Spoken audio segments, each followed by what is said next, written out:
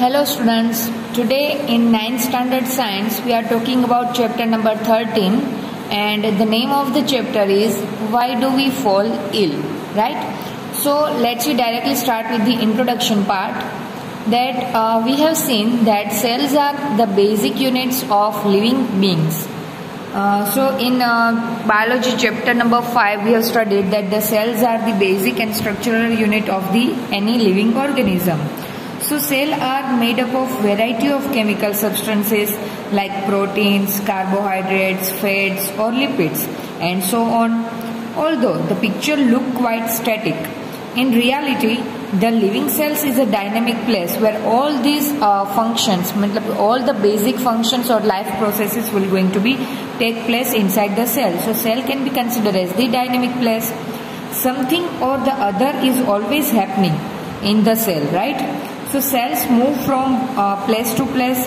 Even in cells that do not move, there is a repair going on. It means basically inside the cell, some process will continuously going on.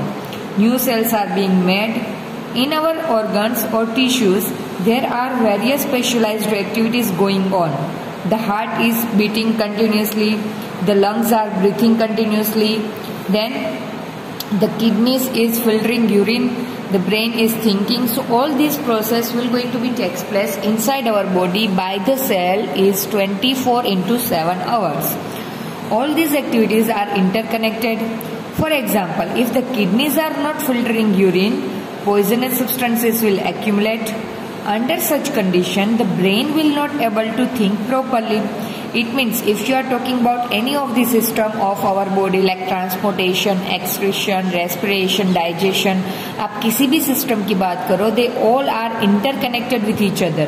So if one system will stop working, then it will definitely affect the other system. Like here we have taken the example, suppose kidney stops filtering urine, then what happens? The poisonous substances will continuously accumulate in our body and which will affect the brain also. For all these interconnected activities, energy and raw material are needed from outside the body. In the other words, the food is necessity for cells and tissue to be functions. Anything that prevents proper functioning of cells and tissues will lead to a lack of proper activity of the body, right? So if our cell is not able to perform all the function, it means we are having certain problem which we are generally calling disease.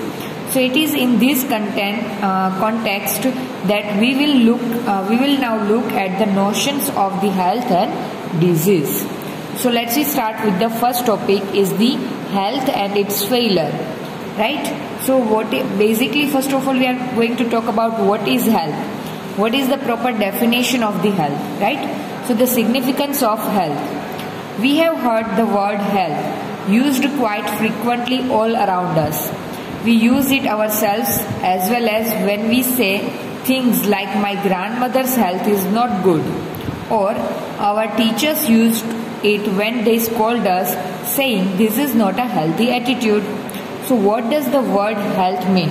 So in both the sentence, what is the meaning of health? In first sentence says that my grandfather's health is not well or not good.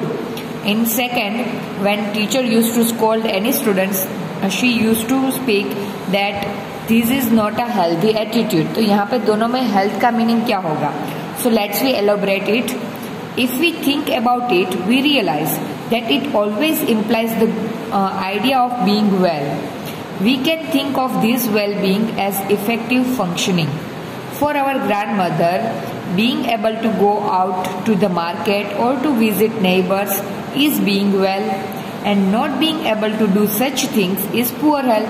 It means suppose grandmother is healthy, then she can do her own work, right, by herself. But if she is not being well, she is not able to come out from the bed, she is not able to go for the neighborhood, she is not able to go to the market. It means we can say that grandmother having a poor health, or we can say that the grandmother health is not good.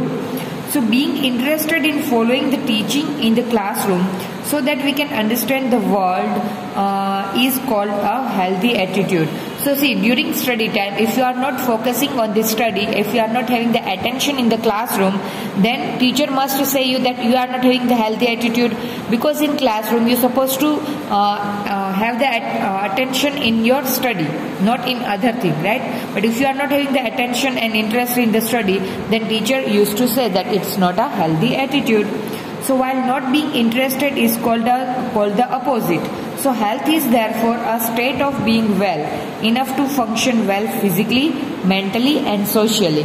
See, whenever we are meet each other, we used to ask each other that how are you, right? So how are you, it means basically we are talking about the physical health only at that time. But no, it's not true. If you are going to talk about health, then health should be considered as physically, mentally and socially. If these three factors is good in you, then you can be considered as the healthy person. Now the next topic is personal and community issues both matter for health, right? So see, health does not affected by only virus, microorganisms or pathogens. Sometimes personal and community issues also affect our health. Someone's having so much tension in their life, they can suffer from the hypertension, blood pressure, right? So some of the disease can be created through the personal and community issues also, right? So that we are going to discuss in this topic. If health means a state of physical, mental and social well-being, it cannot be something that each one of us can achieve entirely on our own. हम खुद से achieve कर पाए ये जरूरी नहीं, because we depends on our society, right? The health of all organisms will depend on their surroundings or their environment. The environment includes the physical environment. So for example, health is at a risk in a cyclone in many ways, right? So if we are talking about our environment, our health is dependent on the surrounding environment, then it may be happen that health is at risk in a cyclone in many ways. See, when any natural disaster happen around us, at that time the health is at a risk, because at that time what happened, the microorganisms having the favorable conditions to grow up, and after cyclone or after any natural disaster, the garbages and rest of the pollutions are spread all over the surrounding, right?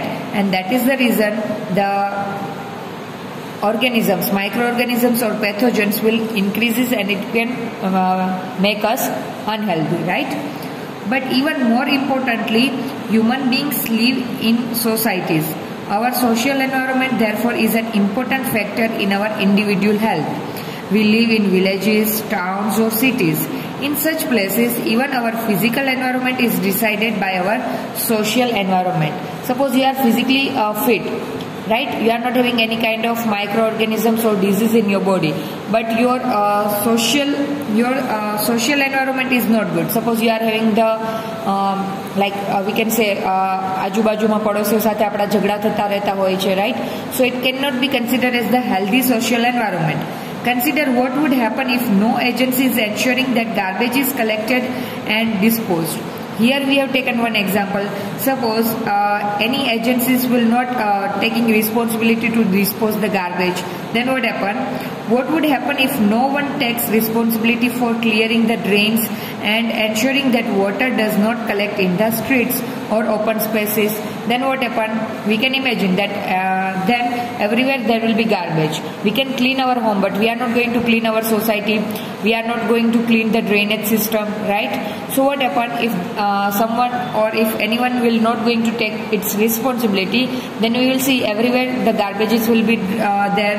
Then the drainage will be open out, right? Stringent water will be around us, and these all the things together will make us ill. So if there is a great deal of garbage thrown in our streets, or if there is a open drainage water lying stringent around where we live, the possibility of poor health increases, because stringent water मतलब कि water that not able to flow, in that stringent water the larva of mosquitoes will grow, and mosquitoes are responsible for spreading so many kind of disease. So therefore public cleanliness is important for individual health, right? So we need food for health.